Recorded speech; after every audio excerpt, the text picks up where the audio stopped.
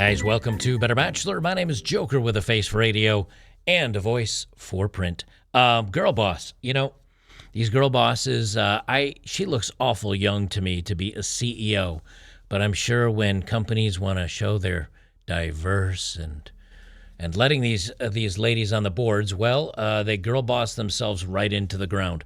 Girl boss CEO destroys a 52-year-old company in one single phone call. Right now the economy is horrible. Even though the government keeps telling us everything's fine, nothing to see here, no recession. I don't know why you're not listening to us tell you that everything is wonderful, even though food is gone up 50% in just 3 years. So that's part of it. But this gal decided to, just race the company into the ground. I don't know if you know of Cracker Barrel. It is a company that's been around for 55 years now, opened in 1969. And my parents loved Cracker Barrel because they're old. And I've gone a couple times, usually with my parents, because they're not known for being all in on the young folk. They're not hip and interesting. But they have pretty good food. But they tried to go woke just a couple years ago, and that really failed badly for them. And because they're trying to be all the things for all the people. Well, they say a death of American staple as CEO tanks her own company's stock by announcing they're not as relevant anymore. Man, if you ever listen to Disney's stock calls when they're talking about what they're going to be doing, they always sound positive and everything's fine, even if everything's burning down to the ground in the meantime. But this CEO decided, maybe to speak a little bit of the truth, but she should have peppered it up a little bit because she might have tanked her own company. They say an iconic American eatery stock has plummeted in recent weeks after the company CEO said the restaurant is no longer relevant. Cracker Barrel, the Southern Country-themed restaurant with 662 locations across the nation, has been diminishing in popularity over the past decade, with its loyal clientele of elderly people failing to return after the bug. Also, because probably they're not here with us anymore amongst the living, they've decided to go to the afterlife and then vote Democrat. The business is tanked even more when Chief Executive Julie Fels Massino told investors, "We're just not as relevant as we once were." Now, if you hold stock in a company and that company says, and the CEO says, "We're not so relevant anymore," you're probably going to sell. While speaking on an investor call, she took over the CEO position 9 months ago, and she admitted some of our recipes and processes haven't evolved in decades. Guys, I don't know if you've ever done this. Have you ever gone back to your hometown? For me, it was Pudgy's Pizza, a little pizzeria chain. I think they had maybe they have a dozen stores in upstate New York. I loved Pudgy's Pizza. And I went home and I went to have some Pudgy's, and it sucked because they changed. They changed the recipe. They changed the ingredients. It wasn't the Pudgy's Pizza that I remembered as a kid and also as an younger adult that went back and visited. They changed it, and now I don't eat it anymore because it's not nearly as good. So if something's working for a long time, yes, you need to maybe become more relevant and become a little bit hip and get a younger audience in there. But if old white people are your staple business, you at least want to keep them around while adding new people. But they didn't do that because, again, they tried to go woke. Oh, there's something else I'm going to talk about, too. This isn't the only story. I have something else.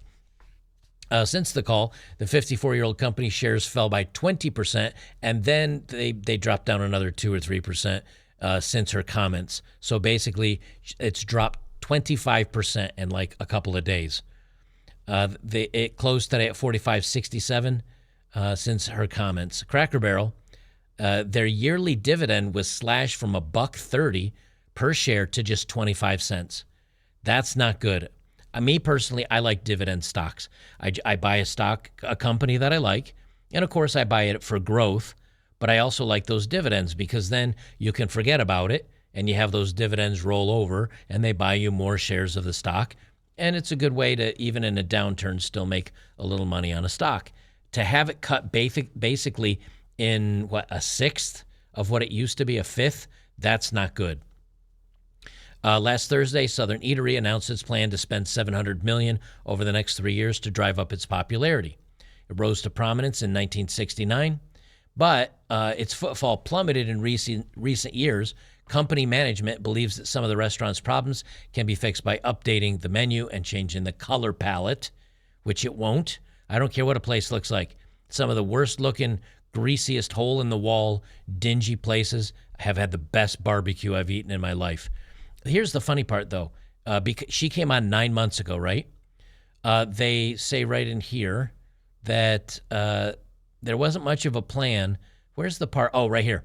However, the company, which faced backlash for its anti-LGHD TV policies in the 1990s, has had a hard time keeping its senior clientele while bringing in Gen Z.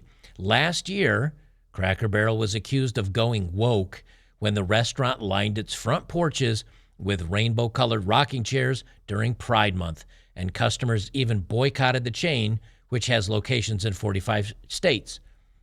This is the problem that the left does. The left says, okay, we have to be popular with Latinos. Well, they're pretty religious. And the black community, they're not in on the LGHD TV stuff. And the LGHD TV and the Muslim. None of those get along very well, let me just tell you right now. And so what you're going to do is, instead of being inclusive of everybody, you're going to alienate everybody. Cracker Barrel is a bunch of probably conservative, old-timey, rural, white old people. And you start throwing the pride stuff in there, they're not going to like that. And that's not going to attract the young people in. Do you want to know how to rebrand this if they really want to be successful? Go Americana. Go red, white, and blue, Star-Spangled Banners. Update the motif to be the American restaurant, whatever. The all-American Cracker Barrel. That'll keep your people coming in. That'll keep at least the conservatives. And then if you put out good food, younger people will show up, but you got to advertise. I can't tell you the last time I even heard of anything from Cracker Barrel. So not only now they're struggling, but they mention in here the bankruptcy from the Red Lobster. And this is from Wall Street Apes. Bidenomics is destroying the U.S. economy. And he lists off the restaurants closing in 2024. I don't think it's just the economy, though. Because let's face it, back in 2008, when everything fell off a cliff, right? That was 2008, I think, when the housing market fell off a cliff and everything came crashing down. Restaurants were still fine then. Everything was going along pretty fine. What's the difference? Number one is the inflation. But number two, I think you've got a lot of CEOs that are now too worried about making sure that the stock price stays high instead of making changes to the company. I think there's a lot of zombie companies, and I talked about this a couple years back. When the interest rate's very low, companies can borrow for almost free. So they can borrow billions of dollars, and you only pay back a little bit that you owe them at a low interest rate. But once those interest rates come up, which has happened because of the inflation, the interest rates come up, all these companies can't borrow any money anymore because they can't pay it back at 6 or 7% interest rate. So they've stopped being able to borrow, and now the zombie companies are starting to go to the graves. And I talked about this, and I think this is part of that. And I think the third thing is, I think you're getting a lot of CEOs and executives that have to be the diversity hires, and you're getting the media and the marketing people that are all coming out of these colleges, and they're all the diverse people. And so brands are starting to spend a lot of money on things that are not productive, like DEI departments, and CEOs and marketing departments are coming up with bad ideas, i.e. Bud Light, i.e. Disney, Netflix. A lot of them have had some really bad ideas. And then there's the economy. Fuddruckers, which is a pretty decent burger shop. I haven't been there in probably 5 or 6 years because I just don't see them around anymore. Fuddruckers is expected to close all locations by the end of the year. That's it. They're gone. Old Country Buffet is closing all remaining locations. Gone. IHOP closing 100 locations.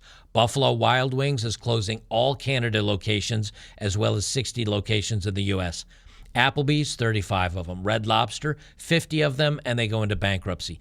Denny's, 20 locations. Marie Callender's all remaining locations. Marie Callender's gone. Pizza Hut's closing 500 locations. Outback Steakhouse is closing 41 of their 700, which is about, 5%. Sybaro is closing 50 locations, with a majority of them being inside of malls, because malls are dying. Mard Pizza, 27 locations. Ruby Tuesday, 16. BDQ is 8 of their 59. So that's like, 12, 14% of their locations. Joe's Crab Shack is closing 41 of their 60 locations. That's like an 80% closure rate. Bonefish Grill is closing 7 locations. I've been to Bonefish too. That's good. It's a little foofy, a little expensive, but it had good food. A lot of restaurants are going away. It's because people are bringing in the wrong types of marketing.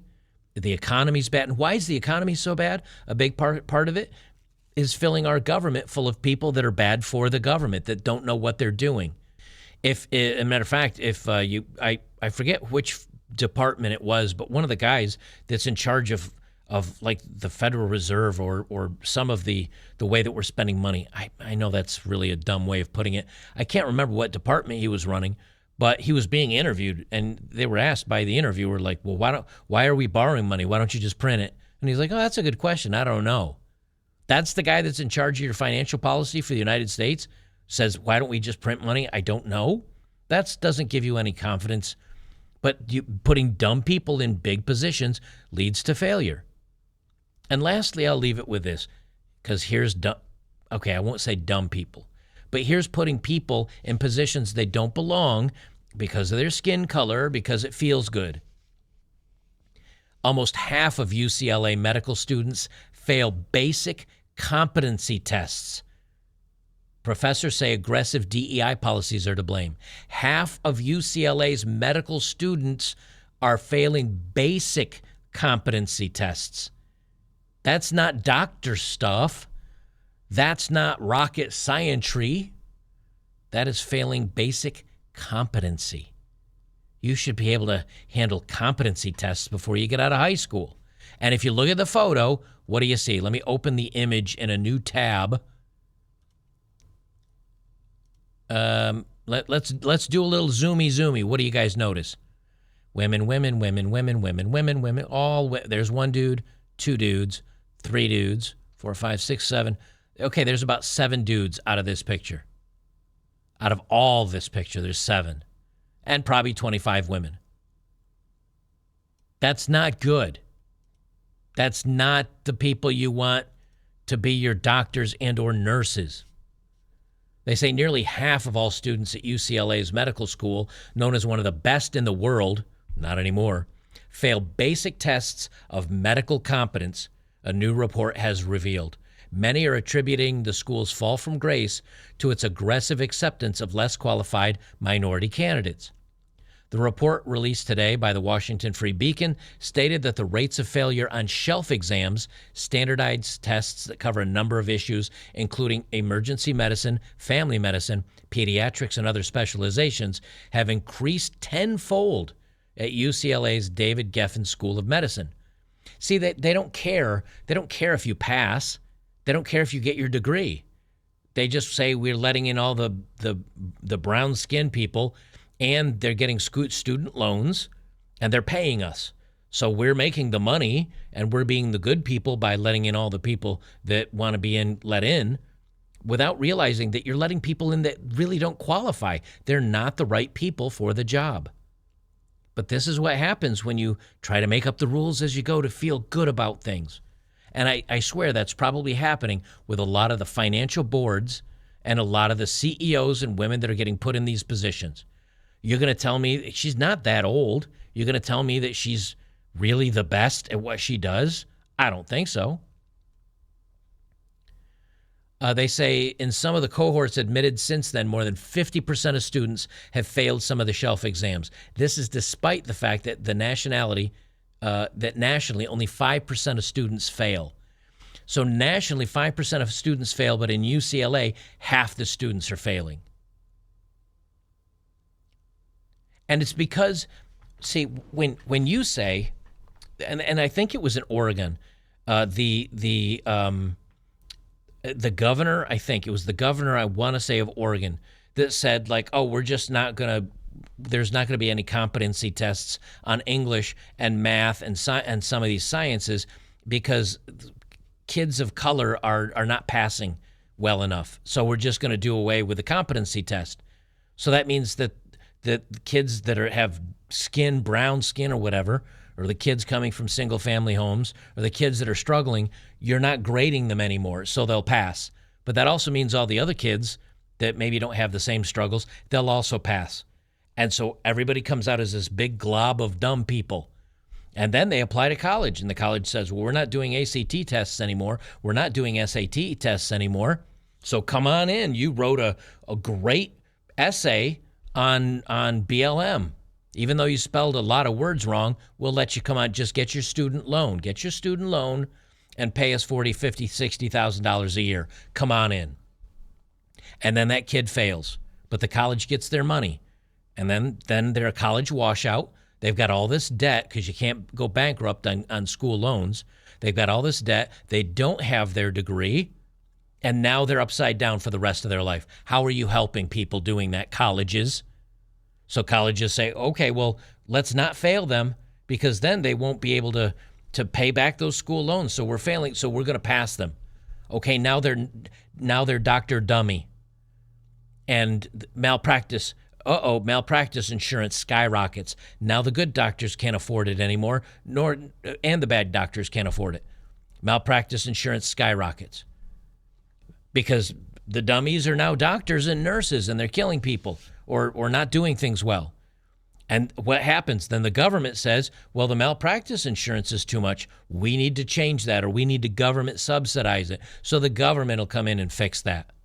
Now my tax dollars are going to the government to subsidize doctors' insurance because they're dummies. Like it's a beautiful web of stupidity that collapses the minute you start pulling at strings. This is where we are with everything.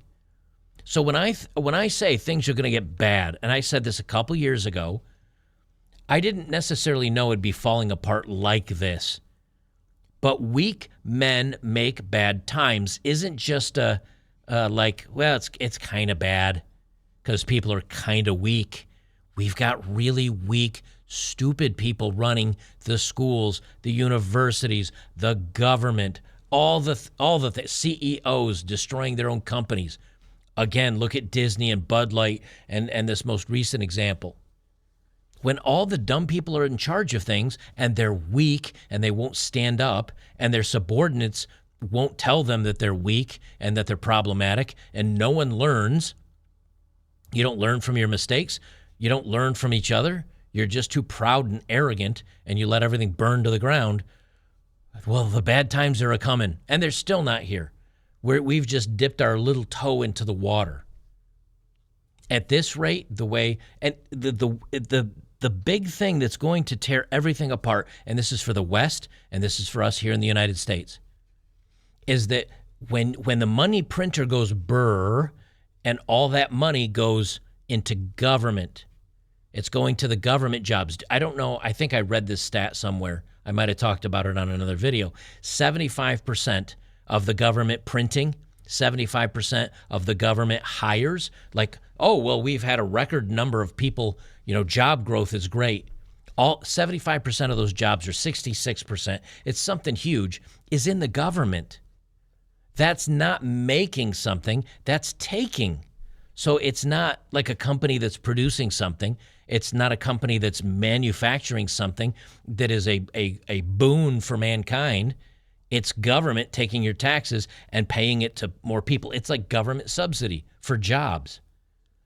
And so the government printer the money is causing inflation to skyrocket. And normally that money goes to the people and the people spend it like crazy and inflation skyrockets. And so the government says we've got to slow down the spending. And so they bring interest rates way up. Then people say, I can get 10% interest rate by putting my money in the bank. That's great. I'll save it. I'll put it in the bank. But we got a problem. Because number one, money printer go burr, and all that money that's causing the inflation isn't going to the people. It's going right back into the government.